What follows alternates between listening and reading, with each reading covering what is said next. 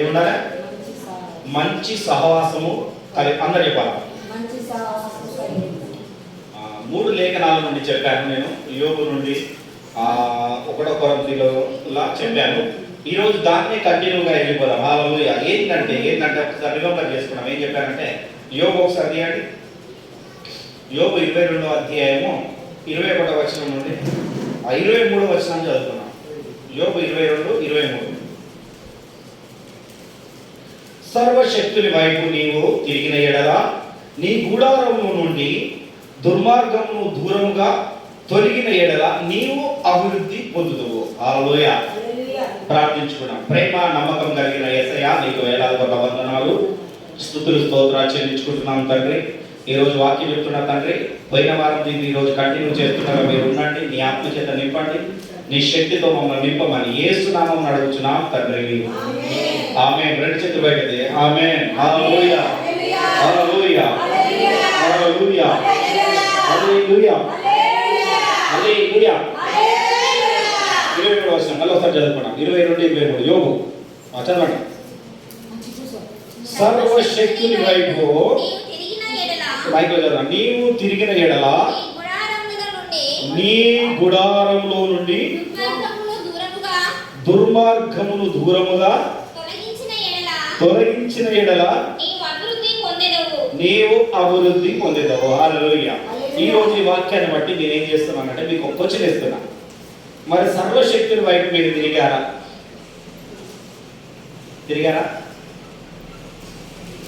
అయ్యో ఎవరు చెప్పలేదు. హల్లెలూయా. తిరిగిందా?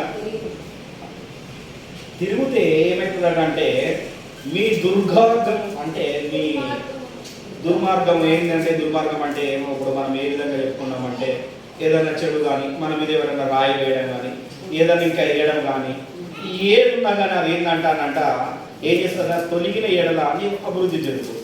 మరి ఎప్పుడు అభివృద్ధి చెందుతుందో? అభివృద్ధి చెందుతలేవు అంటే మంచిగా వినాలి అందరూ. నేను చదవమన్నప్పుడే వాక్యాన్ని చదవాలా, తర్వాత ఏం చేయాలంటే మీరు నన్ను చూడాలి, గుర్తుపెట్టుకోండి. ఎందుకంటే మనము లాస్ట్ దినంలో ఉన్నాం, చాలా మంది తెలియదు. నెక్స్ట్ వారము యేసుక్రీస్తు 3 దినముల గురించి చెప్తాను. హల్లెలూయా. 3 దినముల మరణించి లేచాడు కదా, దాని గురించి చెప్తాను. అది కూడా మీకు ఏమైనా తెలుసుంటే చదువుకొని రండి. నేను క్లుప్తంగా చెప్తాను. హల్లెలూయా. క్లుప్తంగా చెప్తాను. హాఫ్ అన్ అవరే చెప్తాను, ఎక్కువ కూడా చెప్తాను. ఇప్పుడు కూడా నేను ఒక 15 నిమిషాలు 20 నిమిషాలు, ఎందుకంటే నాకు జలుబు ఉన్నది, కొంచెం దగ్గు ఉన్నది, అసలు మార్నింగ్ ఓకే లేదు. అయినా కానీ నేను ఆదివారం ఆరాధన తప్పించకూడదు. నేను ఫస్ట్ ఏం చెప్పిన, అమ్మగారు మీరు వెళ్ళి రాండి, మీరు నడిపించండి అని చెప్పిన. కానీ లాస్ట్కి తయారైనా కానీ వచ్చిన నడిపించాలన్న దాని నాలో ఉన్న ఆతృతతో వచ్చిన. హల్లెలూయా. దేవుని మీద ఆసక్తితో వచ్చిన. ఎందుకంటే నేను తిరగాలనుకుంటున్నా. సర్వశక్తుని వైపు నేను తిరుగుతున్నానో లేదో అని నాకు నేను పరీక్షించుకున్నాను. అన్న ఇది వినాలి, మొహం కట్టుకొని రావు అన్న, మొహం కట్టుకొని రావు, మొహం కట్టుకొని రావు, ఇది వినాలి. నువ్వు కూడా ఎవరైనా నిద్ర వచ్చినట్టయితే మొహం కట్టుకొని రండి. ఓకే, ఏమైంది? సర్వశక్తుని వైపు నువ్వు తిరిగిన ఎడల అంటే ఎన్ని రోజులు మనం తిరుగుతలేము. మనలో ఉన్న బాధ కానీ మనలో ఉన్న ఏదైనా కానీ మనలో ఇంకా కార్యం జరుగుతలేదు అంటే ఆయన వైపు మనం తిరగలేదు అన్నమాట. ఆయనతో సహవాసం మనం చేస్తలేము అన్నమాట. హల్లెలూయా. అందుకని ఇక్కడ ఏమంటున్నాడంటే యోబు భక్తుడు మరీ చెప్తున్నాడు. అందుకని ఆయన ఎంత ప్రేమగా, ఆయన ఎంత బాధ కలిగినా కానీ ఆయనలో ఉన్న ప్రేమను వ్యక్తపరుస్తూ ఇతరులకు తెలియపరుస్తున్నాడు. హల్లెలూయా. ఆయన బాధలో ఉన్నాడు, కురుకులు వచ్చినాయి, అన్ని వచ్చినాయి, అన్ని బాధలో ఉన్నా కానీ ఆయన ఏమంటున్నాడంటే ఇతరులకు, వాళ్ళ స్నేహితులకు కానీ వాళ్ళకి కానీ చెప్పేటప్పుడు ఏమంటున్నాడంటే సర్వశక్తుని వైపు తిరిగిన ఎడల అంటే వీళ్ళు క్వశ్చన్ ఇవ్వచ్చు, అరే బాబు నువ్వు ఈ రోజు తిరిగిలేవా, మరి నీకు ఈ బాధ ఎందుకు కలిగింది? హల్లెలూయా. నేను ఇప్పుడు నిన్ను క్వశ్చన్ చేస్తున్నా, మరి ఇన్ని రోజులు ఆయన చుట్టూ తిరిగిలేవా, నీకు ఈ బాధ ఎందుకు కలిగింది, నీకు ఈ బాధ ఇబ్బందులు ఎందుకు కలుగుతున్నాయి, నువ్వు ఎందుకు అభివృద్ధి అవుతున్నావు, నీకేస్తున్న క్వశ్చన్. హల్లెలూయా. హల్లెలూయా. మరి ఆయన ఏమంటున్నాడంటే సర్వశక్తుని వైపు నువ్వు చూస్తే నీలో ఉన్న దుర్మార్గత, నీలో ఉన్న అక్రమత అంతా తొలగిపోయి నీవు అభివృద్ధిలోకి వస్తున్నాడు. హల్లెలూయా. ఏదైనా మొక్క నాటగానే ఆ మొక్క ఎండిపోయి మళ్ళీ మొలిగెత్తుతుంది. హల్లెలూయా. ఏమైతుంది? దేవుని అందు నువ్వు ఏం చేయాలంటే ఎండిపోయి వాళ్ళే మొత్తం ఆయన మీద భారం కలిగి ఉండాలి. అంటే భారం కలిగి ఉండడం అంటే ఓ మోటి సామెత ఉంటుంది, చాలా మంది అంటారు కదా, గాలికి దీపం పెట్టి దేవుడి మొక్క ఉంటుందానే, ఉంటుందా? మరి నేనైతే ఉంటుందని చెప్తాను, ఓపెన్ చెప్తాను. ఎందుకంటే మనకు ఆ విశ్వాసం లేదు. హల్లెలూయా. గాలి కూడా లోపడ్డది క్రీస్తుకు.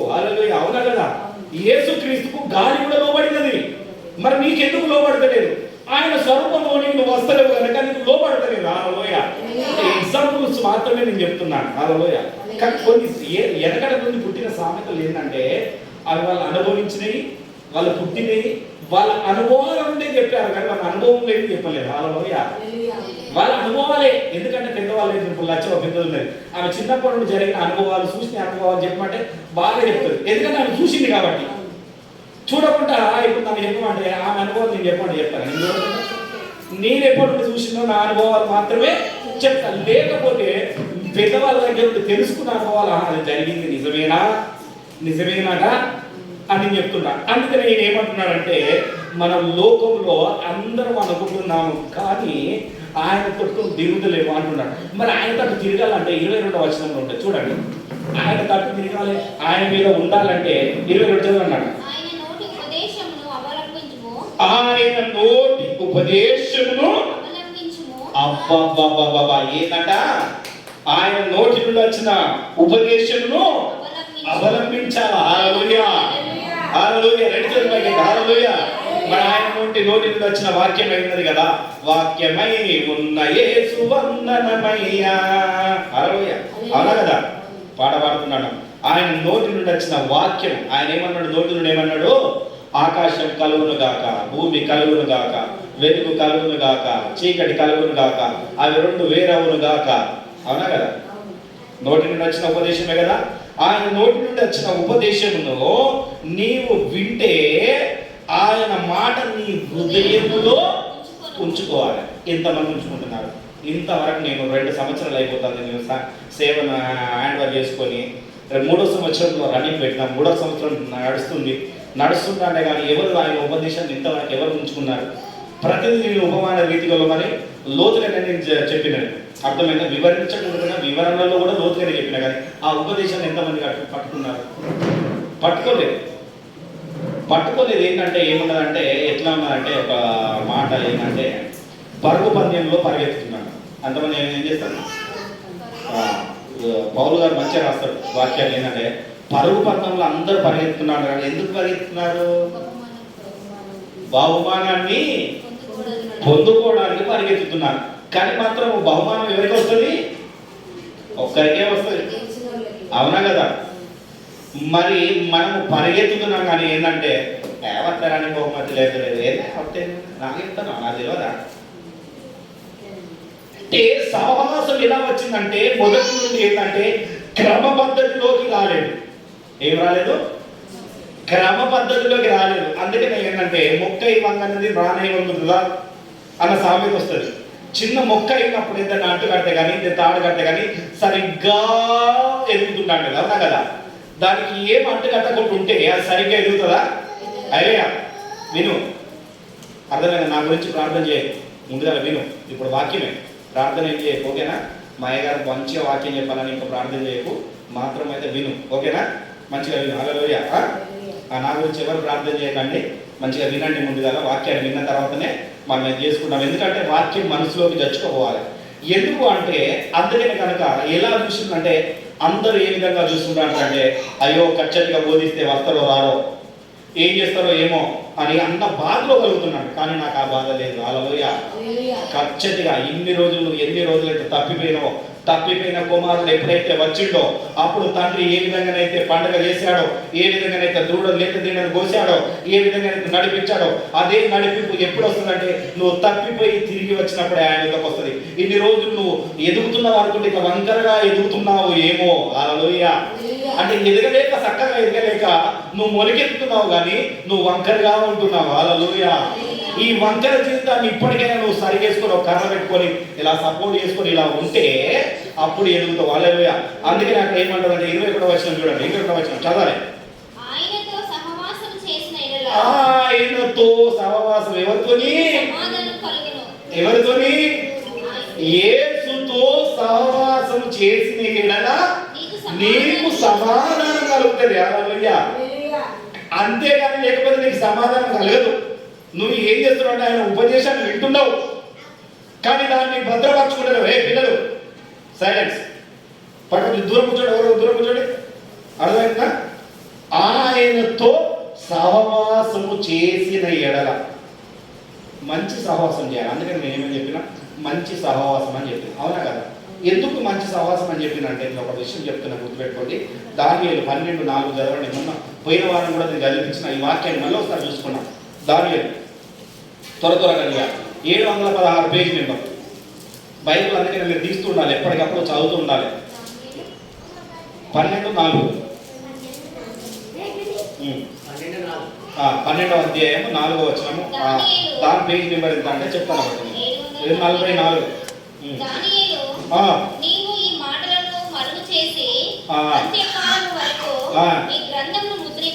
సరే, అందరు వినండి. దానియేలు గురించి మంచి సింహం బోర్లో అయితే దానియేలు మంచిగా వచ్చిండు, ఆయన భక్తిపరుడు, ఆయన ప్రార్థన పరుడు అని ఆయన దాని గురించి చెప్తారు. కానీ ఆయన ఈ గ్రంథాన్ని ముద్రించిన దాని గురించి చెప్తారు ఎవరన్నా? వింటున్నారన్నా? అన్న ఇటు నా గురించి ప్రార్థన చేద్దని చెప్పిన అర్థమవుతుందా? గుర్తుపెట్టుకోండి. దానియేలు ఏం చేసిందంటే గ్రంథాన్ని ముద్రించి పెట్టు, దాచిపెట్టు. ఇప్పుడే నువ్వు చెప్పకు, ఇతరులకు చెప్పకు. ఇన్ని రోజులు అందరూ ఏం చెప్తున్నాక నేను చెప్తున్నారు, సింహంలో బోర్ల నుండి దేవుడు ఆయనను కాపాడిండు. హల్లెలూయా, హల్లెలూయా. ఆయన ఏం చెప్తున్నాడు చూడండి, చదువు. చాలా మంది నలుదిశలో సంచరించడం అంటే తెలుసా? గుర్తుపెట్టుకోండి. నలుదిశలో సంచరించడం అంటే మన మొబైల్, మన చేతిలో ఉన్న మొబైల్. అవునా కదా? అంతేనా కదా? ప్రపంచం మొత్తం మన చేతిలో ఉన్నదా లేదా? నమ్ముతున్నారా లేదా? సుధాకర్ నమ్ముతున్నావా లేదా? మొబైల్ ఉంటే మనం మొత్తం ఉన్నట్టేనే కదా? ఏమో మనకు డౌట్గా చెప్తాను, నమ్ముతున్నావా లేదా? నలుదిశలో సంచరించినందువలన చదువు. తెలివాట అధికమవుతుంది, తెలియని విషయాలు కూడా మనకు తెలుస్తున్నాయి. అవునా కదా? ఎక్కడెక్కడో జరిగినది ఏదో కానీ మనకు వెంటనే తెలుస్తున్నాయి కదా? తెలుసు సంధ్య. అవునా కదా? నువ్వు జాగ్రత్త ఉంటావు, వరంగల్, హైదరాబాద్లో లేకపోతే అక్కడ ముంబైలో అక్కడ జరిగిన విషయాలు తెలుస్తానే తెలుస్తలేవా? సండే తెలుస్తలేవా? అందుకే నేను నిదానంగా చెప్తాను. హల్లెలూయా. నలు దిక్కులో ఉన్న విషయాలు నీకు తెలుస్తాయి. ఆ తెలిసినప్పుడు నేను ఈ వాక్యాన్ని మళ్ళీ బయలుపరుస్తా. అర్థమవుతుందా? అప్పుడు తెలియదు కాబట్టి, అప్పుడు మరుగుపరచబడింది, ఇంకా టెక్నాలజీ పెరగలేదు కాబట్టి నువ్వు ఈ గ్రంథాన్ని ముద్రించి పక్కనే పెట్టు. అర్థమవుతుందా? పక్కన పెట్టు.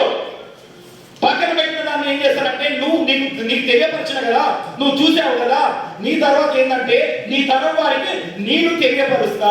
హల్లెలూయా. అందుకని తెలియపరిచినప్పుడు అయితే ఏమన్నాడంటే ఈ నలుదిశల విషయాలు తెలియపరుస్తున్నాడు కనుక జ్ఞానం అధికమైతుంది కనుక అందరూ ఏం చేస్తున్నారంటే నాకు తెలుసులే, నాకు వాక్యం తెలుసులే, వాక్యములో నుండి లోతుగా చొచ్చుకోవాలి. హల్లెలూయా, హల్లెలూయా. ఈత వచ్చిన వాళ్ళంట లోతుగా వెళ్తారట ఈత కొట్టేటోళ్ళు. బాయ్స్కి అయితే బాగా తెలిసి ఉంటుంది, లేడీస్ ఎంతమంది ఈత కొడతారు తెలియదు. ఈత కొట్టిన వాళ్ళు ఏం చేస్తారు, ఎంత లోతుగా భయపడరు. ఎందుకంటే ఎట్లయినా ఇది కూడా బయటకు వస్తాడు. అవునా కదా? అలా అయితే లేదా? నిన్న పోయి సరిపోని అన్నట్టు. అవునా కదా? ఎంత లోతనున్నది ఏమన్నది. అవునా కదా? ఏమంటారు తెలుసా? ఎంత లోతన. అందుకని మనం కూడా ఏంటంటే వాక్యంలో పైన మీద బాగా లోతుగా తెచ్చుకుని వెళ్ళాలి. ఏం చేయాలా? లోతుగా వెళితే ఏమవుతుందంటే చాలా మంది, అందుకనే పౌలు ఒక మాట చెప్తున్నాడు ఏంటంటే, నేను దీన్ని రిమెంబర్ చేస్తున్న పోయిన వారం ఇంత స్పష్టంగా చెప్పినా స్పష్టంగా చెప్పాలి. అందుకని నేను చెప్తాను, రిమెంబర్ చేస్తున్నా. 1 కొరింథీయులు 7:14 చూడండి ఒకసారి. అయితే పౌలు భక్తుడు ఏం చెప్తున్నాడంటే ఇక్కడ భార్య భర్తల గురించి, పిల్లల గురించి బాగా చెప్తున్నాడు. ఎందుకంటే అంత్య దినంలో ఉన్నాం కదా. మరి చాలా మంది ఏమనుకుంటున్నారు అంటే నువ్వు తీయగానే పేజ్ నెంబర్ 15 తీస్తావు. చదువు. అవిశ్వాసి అయిన భర్త భార్యను బట్టి పరిశుద్ధపరచబడును. అవిశ్వాసురాలు అయిన భార్య విశ్వాసి అయిన భర్తను బట్టి పరిశుద్ధపరచబడును. లేని యెడల మీ పిల్లలు అపవిత్రులై ఉందురు. ఇప్పుడైతే వారు పవిత్రులు. ఇంకా అయితే అవిశ్వాసి అయిన వాడు ఎడబాసిన ఎడబాయవచ్చును. అట్టి సందర్భంలో సహోదరికైనా నిర్బంధము లేదు, సమాధానముగా ఉండుటకు దేవుడు మనల్ని పిలిచి ఉన్నాడు.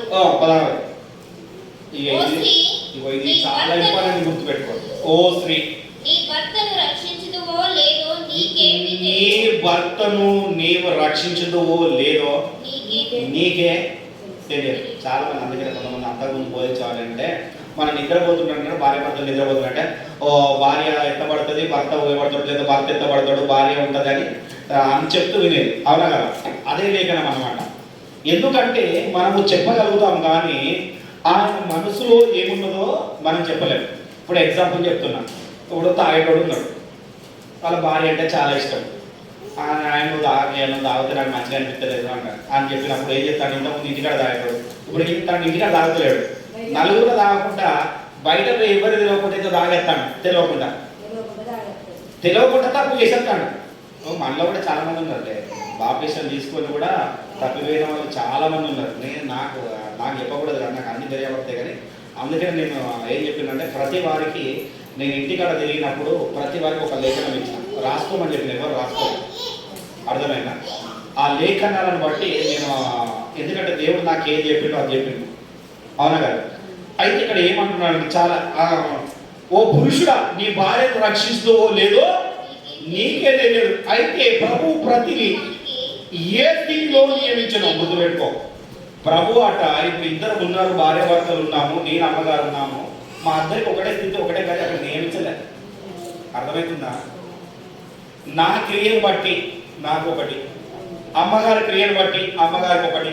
అంటే ఆమె క్రియను బట్టి నాకంటే ఎక్కువగా ఇంకా పెట్టిండేమో, లేదా నన్ను ఎక్కువ పెట్టిండేమో, నన్ను తక్కువ పెట్టిండేమో ఉంటుంది. గుర్తుపెట్టుకోండి, ప్రతి వారికి వారి క్రియలను బట్టి వారికి ప్రతిఫలం ఉంటుంది. హల్లెలూయా. చదవనా? అయితే ప్రభు ప్రతి వానికి ఏ స్థితి నియమించెనో దేవుడు ప్రతి వారిని ఏ స్థితి అందు నిన్ను పిలిచిండో ఆ స్థితి అందే నీవు నడుచుకోవాలను. ఈ ప్రకారమే ఏంటంట, సంఘములు అన్నిటిలో నియమించుతున్నారు. ఆత్మ చెప్పిన సంఘములో వినాలి. ఈ సంఘములో ఎందుకు సంఘాన్ని నియమించిండు అంటే, ఈ సంఘములో నీ పాత్ర ఏమిటో తెలుసుకోవాలి. అందుకనే వింటున్నారా, మంచిగా వినాలి. అర్థమవుతుందా? అందుకనే ఏమంటున్నాడంటే, నీ సన్నిధానంలో నేను ఎట్లుంటేనో జ్ఞాపకం చేసుకోవాలి ప్రార్థన చేస్తాడు. ఎవరు చేస్తారు? ఎస్కేల్ ఏం చేస్తాడు? అర్థమవుతుందా? ఎందుకంటే ఆయన సంఘంలో నియమించిన అది తెలుసు ఆయనకు. అర్థమవుతుందా? అరే బాబు నువ్వు చచ్చిపోతావు అని యెషయా ప్రవక్త చెప్పగానే ఆయన ఏమనుకుంటున్నాడు అంటే, ఏం చేసినట్టే గోడ తట్టు తిరుకొని నీ సంఘంలో నీ సన్నిధానంలో నేను ఎట్లా ఉండినో, ఎంత నిజాయితీగా ఉండినో జ్ఞాపకం చేసుకో ప్రభువా. రోషం కలిగి ప్రార్థన చేస్తున్నాడు. ఈ రోజు మనం చేస్తామా? ఏడ్చుకుంటా ప్రార్థన చేస్తాం. హల్లెలూయా. ఆయన కూడా ఏడ్చిండు. ఆ ఏడుపులో ఆయన రోషం కలిగినది. హల్లెలూయా.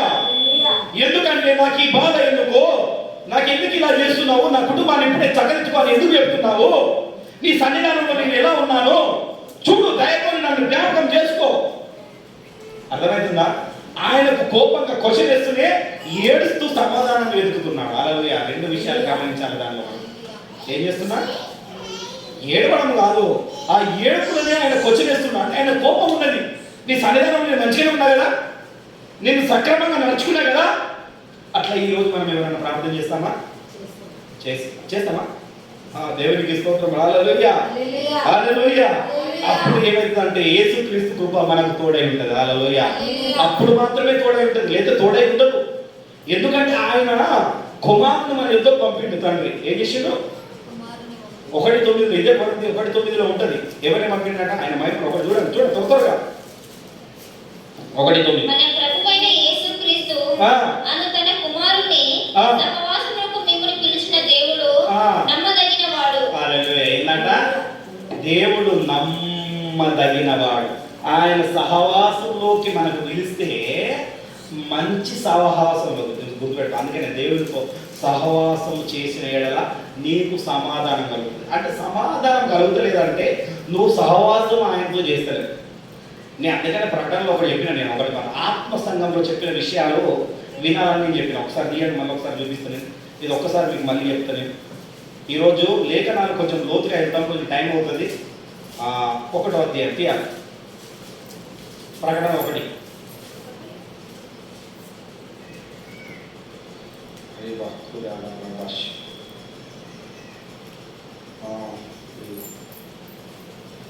చదవాలి. 2:7 చదవండి. 2:7 చెవిగలవాడు ఆత్మ సంఘముతో చెప్పుచున్న మాట ఆత్మ సంఘముతో చెప్పుతున్న మాట వినుగాక అంటే జయించువానికి దేవుని పరదేశంలో ఉన్న జీవవృక్ష ఫలమును భుజింపనిత్తును. హల్లెలూయా. ఏంటంట దీన్ని సంఘంలో చెప్పిన మాట విని ఈ నుండి నువ్వు జయిస్తే జీవప్రాణ వృక్షం వస్తుంది. జీవప్రాణ వృక్షము ఆదాము అవ్వ తొందరపడి తిన్నది. ఏం చేసింది? ఫలాన్ని దేవుడు తినిపించడానికి ఆగల. అందుకనే మనకు ఆ తొందరపాటే మనకు కూడా వచ్చింది. అర్థమైందా?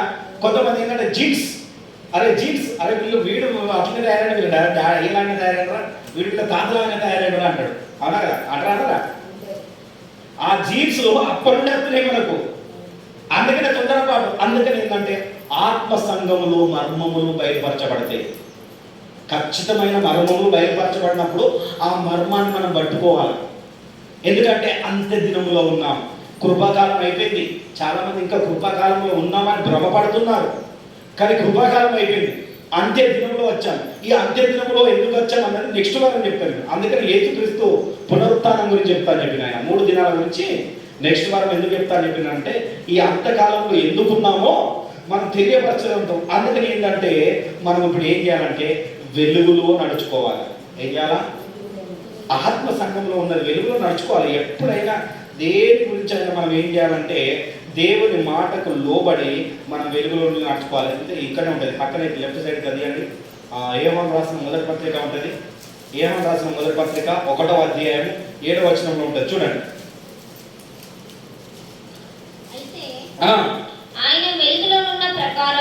అయితే ఆయన యేసుక్రీస్తు వెలుగులో ఉన్న ప్రకారము మనమును వెలుగులో నడిచిన ఎడల మనము వెలుగులో నడిచిన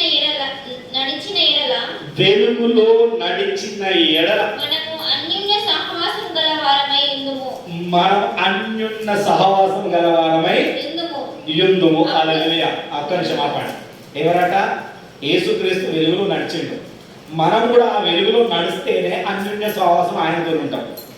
ఉన్నాం అనుకుంటున్నాం. అర్థమైందా? చాలా మంది ఏంటంటే నేను ఆయనతో సహవాసంలో ఉన్నాను, నేను మంచిగానే ఉన్నాను, ఆ విధంగానే నేను అనుకున్నాను. నేను కూడా అర్థమైందా? నేను ఈరోజు నాకు దేవుడు ఒక మంచి సాక్ష్యాన్ని గుర్తు చేశాడు. అది చెప్పాలనుకుంటున్నాను. మీ అందరికీ తెలుసు నా చెయ్యగిన విషయం. అవునా కదా? ఈ చెయ్యి ఎందుకు తిరిగింది తెలుసా మీకు? నాకు ఇన్ని రోజుల తర్వాత కనువిప్పు జరిగింది. ఏం జరిగింది? ఎందుకు జరిగింది? దేవుడు నాకు ఒక సంఘాన్ని, నాకు ఒక ప్లేసు, సంఘాన్ని మంచిగా స్పష్టంగా చూపించాడు. నేను అక్కడికి వెళ్ళలే, ఇక్కడ పట్టుకుని ఉంటాను. హల్లెలూయా. ఎందుకు? నేను ఇంతకుముందు కూడా మీకు ఒక మాట చెప్పాను. నేను ఒక 1.5 6 months బ్యాక్ అనుకుంటా, ఎవరైనా ఒకరు ముందుకు వస్తే వారిని నడిపించడానికి ఇక్కడ పెడతా అనుకున్నాను. అవునా కదా? వాళ్ళు నడిపిస్తుంటే ఒకవేళ నేను లేట్ అయినా కానీ నేను వచ్చి సంఘం చెప్పి బలపరిచిపోతాను, నేను వేరే కాడికి వెళ్తాను అనుకున్నాను. కానీ నేను మొత్తానికి ఆ విషయాన్ని మర్చిపోయి నా పని నేను చూసుకుంటాను. ఏం చేస్తానా? ఏదో ఆదివారం వస్తానా పోతున్నా రామశిల్తో ఉన్నట్టు నేను నా సామెత. ఏమైంది? అర్థమైంది అని చెప్పేది. వద్దన్నా పోదన్నా ఓ రామశిల్క. చిన్న పిల్లలకు రామశిల్కలు చిత్రం పెడతారు, చెప్తారు, మంచిగా చెప్తారు స్కూల్లో. అవునా కదా? నా పరిస్థితి కూడా అట్లనే అయింది. ఇక అవుతుండే అంటే దేవుడికి ఏమనిపించిందో, మిట్ట మధ్యాహ్నం 2 గంటల ప్రాంతంలో సడన్గా ఆవులు వచ్చి కుదిరేది. ఎక్కడికి వచ్చినా కూడా తెలియదు. 2టిని తప్పించిన అంతగానే, 3వ దాన్ని తప్పించలేకపోయినా. ఆయన దెబ్బ తాకింది. ఆ దెబ్బ తాకుతూనే చెయ్యి ఇరిగిన తర్వాత ఆటోమేటిక్గా బీపీ రేస్ అయిపోయింది. హల్లెలూయా. ఇక అంతే అయిపోతుంది. ఇక టెన్షన్లు అయిపోయింది. ఇక మొత్తం బ్లాక్ చీకటి అయిపోయింది. ఆత్మ కొలిగొనబడుతుంది 2 నిమిషంలోనే. మొత్తం 1 నిమిషంలోనే మొత్తం ఎక్కడ లేదో ఆ చీకటి సగాలు ఏమైందో తెలియదు. ఆ చీకటిలో నేను వెళ్తుంటా అంటే కూడా ఏసు రక్తం చేయమంటున్నా అంటే అప్పుడు వాళ్ళ మాటలు విన్నాను. ఆ పక్కపండి వాళ్ళని, అరే మాట్లాడుతాడు బతికే ఉన్నారు అన్నాడు. ఏమన్నారు? ఆ మాటని స్పష్టంగా విన్నా. అరే పిల్లగాడు ఎవరో వెళ్తాడు బ్రతికే ఉన్నాడు అని లేపి చేయబట్టుకోరు. ఏం చేసి లేపిన తర్వాత ఒక 5 నిమిషాల తర్వాత నేను రికవర్ అయినాక నొప్పి లేస్తాను. ఈ చెయ్యి ఇంతమంటే చేయొస్తుంది. ఈ చెయ్యి ఇరిగిన విషయం కూడా లేదు. ఏంటి చెయ్యి పనిచేస్తుంది కదా? అప్పుడు చూసుకున్నా చెయ్యి. ఓహో ఇట్లయిందా, అందుకే నొప్పి లేస్తాను. ఇది ఈ చెయ్యి కాదు, ఇదంతా నొప్పి లేస్తున్నాను. అప్పుడు అనిపించింది నాకు నిజంగా ఇది ఇప్పుడు చెయ్యి ఇది 3వ నెల గుర్తొస్తుంది. ఈ 3వ నెల నాడు నాకు కనువిప్పు జరిగింది. హల్లెలూయా. అంటే చూడండి, గుర్తుపెట్టుకోండి, 3 రోజులు 3 దినముల గురించి చాలా స్పష్టతగా ఉంటుంది దేవుడు. అందుకే నాకు చెప్పాలనుకున్నాను. ఎందుకంటే ఇది పోయిన వారం మీరు చెప్పలేదు కాబట్టి దీన్ని కంటిన్యూ చేస్తున్నా. యేసుక్రీస్తు వెలుగులో ఉన్నాడు. మనం అందరం అనుకుంటాము వెలుగులో ఉన్నామంటున్నాము, ఆయనతో మాత్రం సహవాసం చేస్తలేదు. నేను కూడా అదే విధంగా అనుకున్నాను, కానీ ఆయనతో సహవాసాన్ని నడిపించలేదు కనుక ఆయన ఏం చేసిండు, కొంతమందికి చెప్పి తీసుకొస్తాడు, కొంతమందిని కొట్టి తీసుకొస్తాడు. కొట్టినా కానీ వినకపోతే మొత్తానికి తీసేస్తాడు. హల్లెలూయా. ఇప్పుడు కనుక నేను వినలేదు అనుకో, దేవుడు ఏం చేస్తాడు, మొత్తానికి తీసేస్తాడు. ఉన్నది ఉన్నట్టు చెప్తున్నాడు, లేదు ఉన్నట్టు కాదు. అర్థమైందని గుర్తుపెట్టుకోండి. దేవుడు ప్రేమ కలిగిన వాడు, కరుణవాయుడు. ఇన్ని రోజులు 2000 సంవత్సరాల క్రితం కూడా మిమ్మల్ని ఇప్పటికి కూడా ప్రేమించిండు. ఇప్పుడు ప్రేమించడానికి లేదు, లాస్ట్ డేస్. ఎందుకంటే సర్వ సృష్టికి వెళ్ళి సర్వ సృష్టికి సువార్తను ప్రకటించడం జరిగినది. సువార్త ప్రకటించింది యేసుక్రీస్తు అంటే అందరికీ తెలుసు. ఎప్పుడైతే సువార్త ప్రకటించబడుతుందో అప్పుడు ఆయన రాకడ సమీపించినట్టే. చాలా మంది ప్రకటించబడలేదు అనుకుంటారు, ఇంకా పిచ్చివాళ్ళు జనాలు, చాలా నిజంగా జనాలు పిచ్చివాళ్ళు. ప్రకటించబడలేదు అనుకోని ఇంకా సువార్త పెట్టుకుంటా దేవుడు నామని అవమానపరుస్తున్నారు. అవునా కదా? చేస్తున్నారా లేదా? సర్వ సృష్టికి మంచియో చెడుగునో యేసుక్రీస్తు దేవుడు అని ప్రతి ఒక్కరికి తెలుసు. తెలుసా తెలియదా? తెలుసా తెలియదా? తెలిసిన తర్వాత నమ్ముకోకపోతే వాళ్ళ తప్పు. అర్థమైందా? ఉన్న వాళ్ళు ఏం చేయాలంటే విశ్వాసాన్ని, ఇప్పుడు ఆత్మ చెప్తున్న సంఘంలో ప్రకటనలో ఏం చదువుకున్నాం, ఆత్మ చెప్పిన సంఘంలో పక్కనే ఉంటుంది చూడండి. ఇప్పుడు ఏం చేయాలంటే మన విశ్వాసాన్ని ఇప్పుడు అభివృద్ధి చేసుకోవాలంటే ఆత్మ సంఘంలో చెప్పిన మాట వినుగాక, జయించు వారికి దేవుని పరదేశంలో ఉన్న జీవ వృక్ష ఫలములు భుజింపనిస్తారు. అప్పటి దర్శనాన్ని ఈయన చూస్తున్నాడు. హల్లెలూయా. యోహాను గారు దర్శనాన్ని చూస్తూ ఏం చేస్తున్నాడు, ఈ కాలంలో ఇలా జరుగుతుంది రా బాబు, ఇప్పుడు నువ్వు జయిస్తేనే, ఈ అంత్య దినంలో నువ్వు జయింపు పొందుతేనే నీకు జీవవృక్ష ఫలాన్ని ఇస్తా, లేకపోతే ఇయ్య. హల్లెలూయా. ఖచ్చితంగా చెప్తున్నాడు. అందుకని ఇక్కడ ఏమంటున్నాడంటే వెలుగులో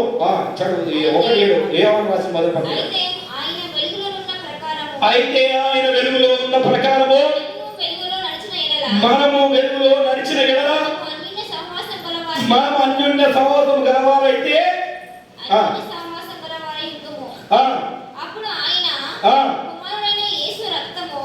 అప్పుడు ఆయన కుమారుడైన యేసు రక్తము ప్రతి పాపము నుండి మనలో పవిత్రులుగా చేయను. అంటే అందరూ ఏమనుకున్నారంటే నేను బాప్టిజం తీసుకున్నా, నా పాపాలు క్షమించబడ్డాయి. అవునా? క్షమించబడ్డాయి, నా పాపాలు మొత్తం కడిగినాయి, యేసు రక్తం పవిత్రంగా చేసిండు అంటారు. కానీ ఇక్కడ ఏమంటారు, ఏమంటున్నాడు, ఆయనతో అన్యోన్య సహవాసం కలిగి ఉంటేనే యేసు రక్తం నీ పాపాలు కడుతుంది, లేదా కడగదు. హల్లెలూయా. నీ పాపాలు అట్లనే ఉన్నాయి. అర్థమైందా? నీళ్ళలో మునిగినంత మాత్రాన ఓ కాకపోతే ఏంటంటే పాత జీవితాన్ని ఎత్తుకపోయి కొత్త జీవితంలో అడుగు పెడుతున్నావు అంటే నువ్వు మళ్ళీ పుట్టిన పిల్లలు అవుతాను అన్నాడు. హల్లెలూయా. అర్థమవుతుందా? పుట్టిన పిల్లగాన్ని సక్రమంగా, ఇప్పుడు వీళ్ళు అన్న పిల్లలు వాళ్ళు ఇప్పుడు సక్రమంగా ఏ స్థితిలో పెంచుతావో ఆ స్థితిలో పెరుగుతావు. అవునా కదా? ఇప్పుడు నా పిల్లలు అవునా కదా? ఇప్పుడు నేను ఏ స్థితిలో యేసుక్రీస్తు దేవుడు అని చెప్పుకుంటా పెంచుతాను అనుకో, యేసుక్రీస్తు దేవుడు అని చెప్పి పెరుగుతాడు. అవునా కదా? అంతేనా కదా? మనకు ఏ స్థితిలో పెంచుతున్నామో ఆ స్థితిలో పెరుగుతాం. అది రక్షణ. అవునా? చాలా మంది అనుకుంటారు కాదు. అందుకని ఇప్పుడు ఏమంటున్నాడంటే ఇక్కడ ఏమంటారు, స్పష్టంగా ఆయన దర్శనం స్పష్టంగా రాస్తున్నాడు. ఆయనతో సహవాసం చేస్తేనే. చేస్తున్నావు అనుకుంటున్నావు కానీ చేయట్లేవు. ఎందుకు చేయట్లేదు తెలుసా? ఎందుకంటే నీకు జ్ఞానం లేదు. బైబిల్ గురించిన జ్ఞానం అసలే లేదు. ఇంకా ఎవరితో సహవాసం చేస్తామంట? ఆ సామెతల్లో ఉంటుంది చూడండి, సామెతలు 13:20 ఒకసారి చూడండి, తీయండి. జ్ఞానంతో సహవాసం చేయాలి. మనం జ్ఞానంతో సహవాసం చేయక మూర్ఖులతో చేస్తున్నమాట. ఎవరితో చేస్తున్నామన్నా? మూర్ఖులతో. అవునా కదా? ముందుగా కూర్చొని ఇట్లా మంచిగా కూర్చొని అట్లా కూర్చొని 13:20 ఒకసారి చూడండి.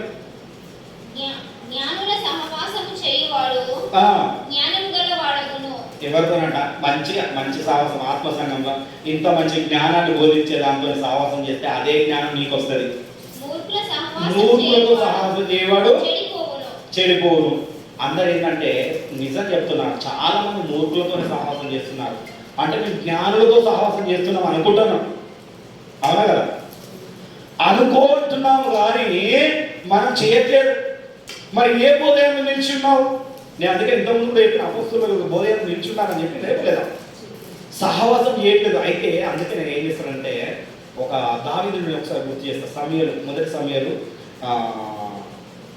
22వ అధ్యాయం. మొదటి సమయంలో దావీదు ఏం చేసిండంటే సౌలుకు భయపడి వెళ్ళిపోయింది. ఏం చేసాడు? సౌలుకు భయపడి సంపుతాడని వెళ్ళిపోయి ఆయన ఏమొచ్చి చేసిండో చూడండి, 2వ వచనం చదివాను. 22 2వ వచనం చదువు. మరియు ఇబ్బంది గల వారందరూ ఏంటంట మంచిగా తీయండి. ఏమంట? మరియు అందరు బైబిల్ తీసారా? పేజీ మీద ఎత్తున్నారు, వాళ్ళు తీస్తారు. 200 మంచిగా తీయాలి అందరు. పేజీ నెంబర్ 243 తీయన్నా నువ్వు తీసిలా ఇంతసేపా? ఇప్పుడు చదువు. మరియు ఇబ్బంది గల వారందరూ అప్పులు చేసుకొని వారందరూ ఏంటంటే మంచి లెక్క ఇబ్బంది గల వారు అప్పులు చేసిన వారు అసాధారణంగా ఉన్న వారందరూ అతని యొద్ద కూడుకొనగా అతడు వానికి అధిపతి ఆయన. అతని యొద్దకు ఎక్కువ తక్కువ 400 మంది వచ్చి ఉండిరి. ఎంతమంది వచ్చిందట? 400 మంది. అంటే వీళ్ళకి కనువిప్పు జరిగింది. స్విచ్ ఆఫ్ చేయి, స్విచ్ ఆఫ్ చేయి, ఫోన్ స్విచ్ ఆఫ్ చేయి. ఏం జరిగింది? ఎవరెవరికి కనువిప్పు జరిగింది? ఇబ్బందులు ఉన్న వారికి, అప్పులున్న వాళ్ళకు, సమాధానం లేని వాళ్ళకు. అవునా కదా? ఎంతమందికి అప్పులు ఉన్నాయి, ఇబ్బందులు ఉన్నాయి, అసమాధానంగా ఉన్నారు. వీళ్ళందరూ కలిసి ఏం చేసిందట? దావీదు వచ్చిన అంటే ఫస్ట్ వచనం ఉంటుంది, దావీదే పారిపోయి వచ్చాడు. మొదటి వచనం చదివాను. ఇప్పుడు మొదటి వచనం అక్కడి నుండి బయలుదేరి అదుల్లాము గుహలోకి తప్పించుకొని పోగా అతని సహోదరులను అతని తండ్రి ఇంటి వారందరూ ఆ సంగతి విని అతని యొద్దకు వచ్చిరి. అబ్బా ఏం చేసిందట?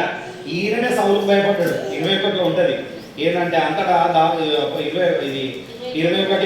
అంతటా దావీదు సౌలుకు భయపడి ఆ దినంగా నడిచి లేచి పారిపోయాడు. ఈ దినాలన్న ప్రార్థన చేయాలి. విను, లేచి ఏం చేసిండు? దావీదు భయపడి పారిపోయాడు.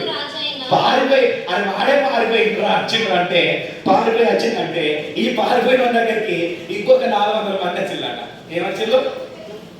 అందరు బాధలు మంచిగా రాలే. వచ్చే చేసుకులు న్యాయాధిపతిగా చేసుకున్నారు, అధిపతిగా చేసిండు. అర్థమవుతుందా లేదా? మనం ఎవరి దగ్గరికి రావాలి మరి? ఇరుకులు ఇబ్బందులతో ఉన్నాం. ధనవంతుడై ఉండి కూడా దరిద్రుడిగా జన్మించిన యేసుక్రీస్తు దగ్గరికి నువ్వు వచ్చినప్పుడు నిన్ను ధనవంతుడిగా చేస్తాడు. హల్లెలూయా. ఎందుకంటే వీళ్ళందరూ ఎప్పుడైతే సహవాసంగా కూడి ఉన్నారో అప్పుడు అన్ని జయించుకుంటా వెళ్ళారు. 22 చదువుకుంటా ఉండండి అధ్యాయం నుంచి కనుక వీళ్ళకు ఏదైనా జయమే కలిగింది. కొంతమంది ఒంటరి పోరు చేయాలనుకుంటారు. హల్లెలూయా. ఒంటరి పోరాటం అనుకుంటాను. ఒంటరి పోరాటం పోరాడకూడదు, సహవాసంగా పోరాడాలి, సంఘంగా పోరాడాలి. హల్లెలూయా. సంఘంతో నీ బాధలు షేర్ చేసుకోవాలి, ప్రార్థన అవసరాలు కోరాలా, ఎప్పుడు సంఘంతో నడుచుకుంటూ ఉండాలి. అప్పుడే నువ్వు ఆశీర్వదించబడతావు, అప్పుడే నీ బాధలు పోతాయి, అప్పుడే నీ ఇరుకులు పోతాయి, అప్పుడే నీకు అసమాధానం పోతుంది, సమాధానం కలుగుతుంది. హల్లెలూయా. అప్పుడు ఏ విధంగా నడుచుకుంటున్నారంటే అపోస్తల కార్యం 2:42 చూసి ఇది ఒక విషయాన్ని చెప్పి నేను ముగిస్తాను. హల్లెలూయా. తీయాలి త్వరగా. 2:42 ఏం చేసిందంటే ఇంతకుముందు మీకు చెప్పాను, శిష్యులందరూ ఏం చేశారు? చదువు. వీరు అపోస్తలుల బోధ యందును సహవాసమందును రొట్టె విరుచుట యందును ప్రార్థన చేయుట యందును ఎడతెగక ఉండిరి. ఏం చేసిందట? అపోస్తల సహవాసం అని ఉన్నారు. అపోస్తల సహవాసం అని ఎంతమంది ఉన్నారు? అందరూ అపోస్తల సహవాసం అని చెప్పుకుంటారు, కానీ అపోస్తల సహవాసం లేదు. అర్థమైందా? ఒకరంటే ఒకరికి ఈర్ష్య, ఒకరంటే ఒకరికి కోపము, ఒకరంటే ఒకరికి బాధ. పాస్టర్ మంచిగా కరెక్ట్ చెప్తే అయ్యా మీరు చెప్తారా? మీరు ఒక్కరే ఉన్నారా? నేను లేదా? నాకు వేరే సంఘం లేదా? నేను వేరే కాడికి వెళ్ళనా? నువ్వు ఒక్కరే ఉన్నావా? అందుకనే ఎవరు చెప్తారు? అపోస్తల బోధ ఎవరు చెప్పరు. అందుకనే పాస్టర్. అర్థమైందా?